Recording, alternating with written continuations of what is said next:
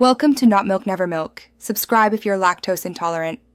You begin by confirming prerequisites and starting the first actionable steps. You must locate core, sys, manifest, JSON, and the piece. Dat file, once found, copy them to a working folder. Make sure your environment is 64-bit with at least 8 GB RAM and the latest runtime installed. You should also create a restore point and back up the current config before proceeding. This prevents data loss and allows you to revert if an early step fails, so don't skip it.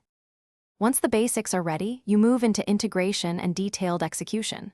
First, open manifest, JSON and validate entries, correct missing keys and ensure paths point to working folder locations. Next, use the patch tool v2, one to inject piece, dat into core.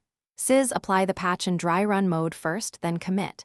After patching, run an integrity check and confirm the checksum meets or exceeds 98%. If any step fails, revert to your backup and inspect logs for the specific error line. To finish, you deploy the updated system and carefully monitor startup logs as services initialize. Make sure the new piece is activated by running a representative sample task. Verify expected outputs and response times. Once confirmed, remove temporary files and document the change. If something goes wrong, immediately restore the backup you made earlier.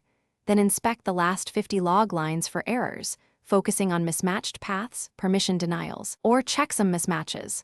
Use that information to repeat targeted fixes and redeploy. Thanks for watching. If this was helpful, leave a like and consider subscribing. See you next time.